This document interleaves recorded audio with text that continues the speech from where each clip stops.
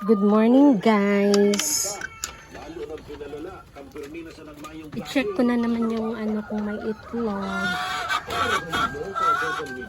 So ngayon, medyo na-collect na ang mga itlog.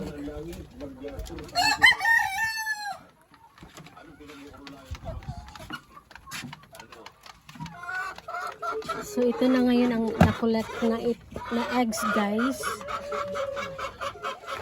So tatakpan ko kasi para baka may babagsak dyan. At least hindi mabasag yung itlog. So itong may maingay din na mangingitlog pa siya. Ayan.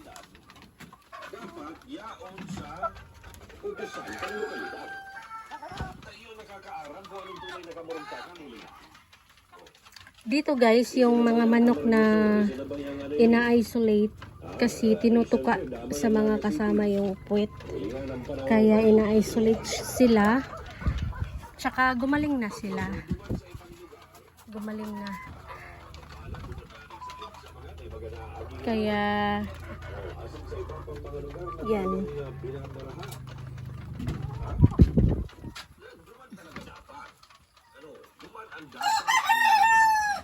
Kansularo ng klase. Makuling din sa tuya. Nakita ha? Kami nagdeklara si Pag-asa ng 50 to 100 ml na oral. So ngayon is Monday o September 1. Bukas September 2 pupunta ako sa Naga para mag-seminar. So ito, mangingitlog pa lang siya. Yung mga manok, may mga bully din sila. Sa grupo nila may mga bully din. Kaya binabantayan ko yung mga bully na manok para hindi magkapaminsala. Kahit manok may bully. Lalo na pag tao may bully. So ayan, check lang lagi yung eggs para hindi makain nila. Ayan naman yung bago, guys. Ayan, bago. Sabi nung nag-deliver, after 2 weeks ito, mangingitlog na sila. Ayan. Mga 2 weeks mangingitlog na sila, guys. Kaya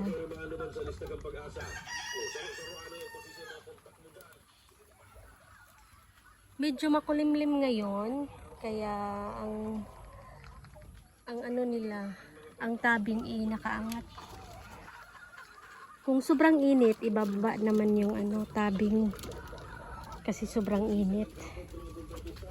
Pero kailangan talaga, guys, na may ventilated yung ventilated yung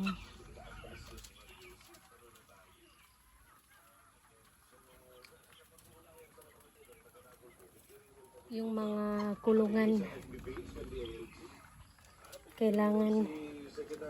So mamaya kami magko-collect ng mga ipot, ilalagay sa sako.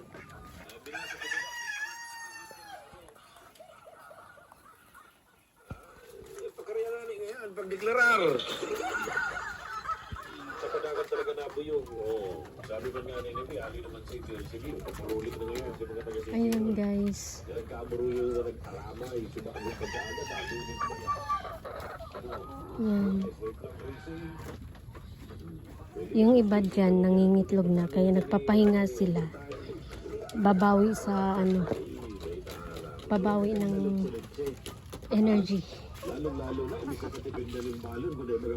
So expect pa na may mga 10 pa na eggs ang makolekt. Andito na naman, guys.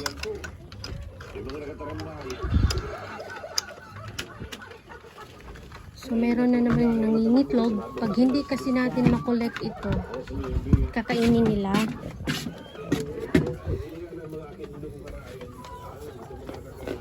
Alam din ng manok na yung shell is soft. Kaya nila tinutuka kasi soft shell. Yung kulay ba ng itlog, medyo hindi siya masyadong puti pag soft. Kaya tinutuka agad nila siguro. Kinakain nila agad.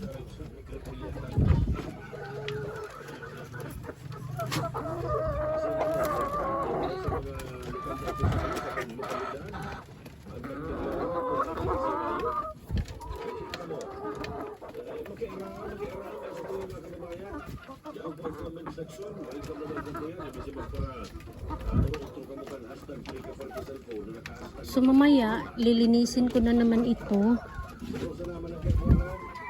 So ngayon, hindi pa ako maglinis kasi mga nangingitlog pa to. Baka maano sila, ma-stress, magulat.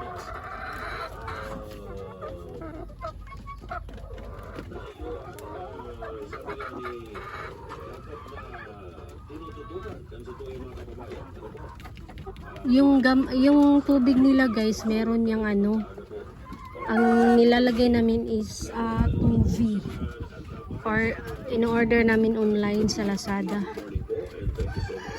Maliban sa Vitamin Pro, meron kaming 2V. Kumbaga, for example, daily na namin to, daily. Yung tubig nila may 2V, pero every other day nag Vitamin Pro din ang bigay namin.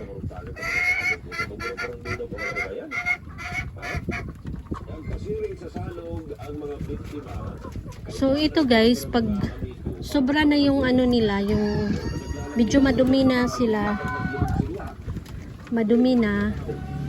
pinapaliguan ko yan ng tubig na may Clorox.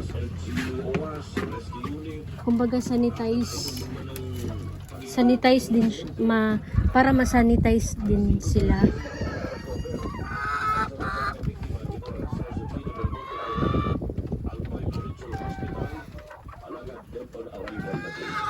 Ito may fan dito at saka may ilaw. So today is makulimlim, moody ang weather. So nilagyan namin ng konting ilaw. Pero pag lumiwanag na, pinapatay na ang ilaw. Kailangan talaga may light guys, kasi hindi mabuo yung eggs pag walang light. Kumbaga yung shell niya na may soft, kasi nga walang ilaw.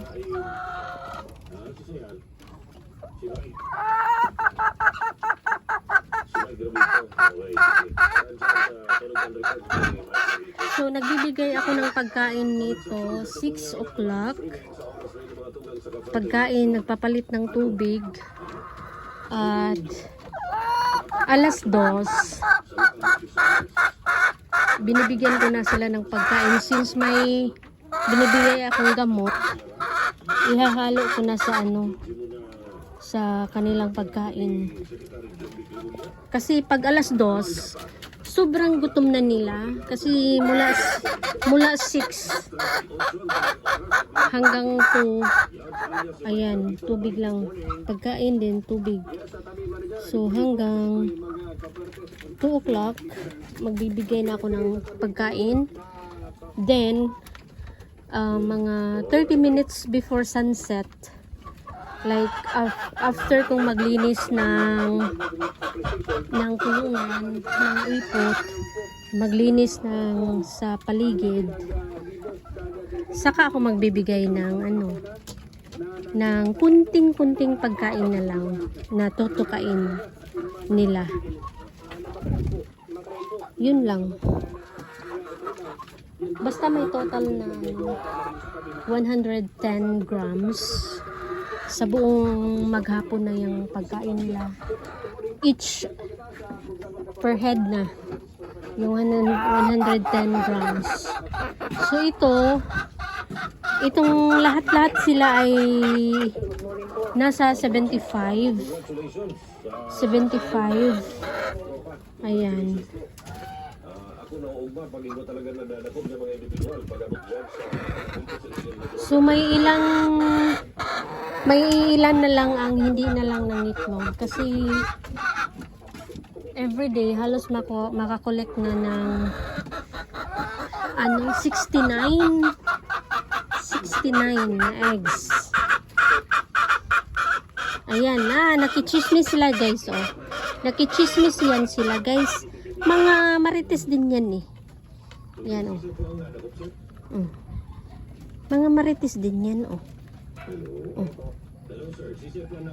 Tapos pag makita na nila na bit-bit ko yung tabo, yung pang sandok ng kanilang pagkain, takbuhan na niyan sila. Takbuhan na yan. Takbuhan na yan. Kasi yung kulay ng tabo, yun ang iniisip nila na may pagkain. So that means hindi ako magbitbit ng panandok ng pagkain nila pag hindi pa oras. Para hindi sila mag-expect ng bibigyan sila ng pagkain. Ayun guys. So ito, hindi pa siya nakaitlog talaga. Ayan, yung isa naman dyan, siesta lang siya.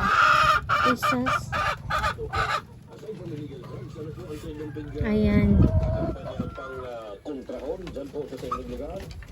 Kumusta ang mga So ito guys, itong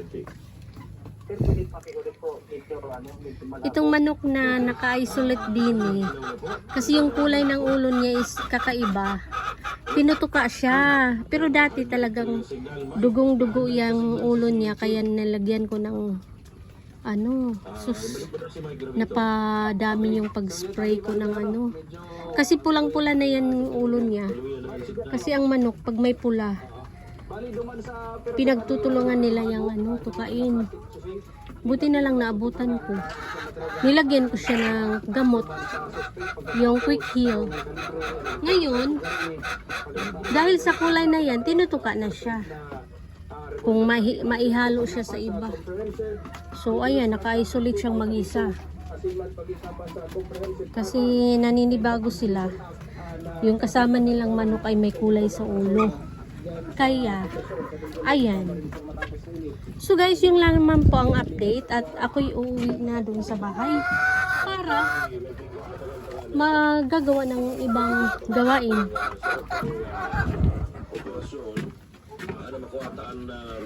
Tsaka lagi kong chine-check yung yung tubigan nila, kung may tubig. Kasi para hindi sila ma-dehydrate.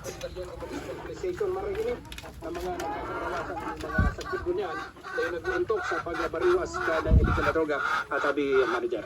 Bueno, yan po muna. Ang sa to gabit-bit na impormasyon na kaulay, Police Captain Bernie So kailangan talaga guys na laging chine-check yung tubig para maka-refill. Ayan, may tubig pa sila.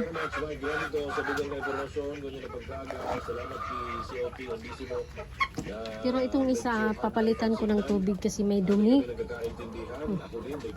Ayan guys. Sige guys. See you sa upload ko guys. Salamat sa panonood at sana i-subscribe nyo ako. Give the video a like. Give me a hug guys. So, see you on my next video. Bye.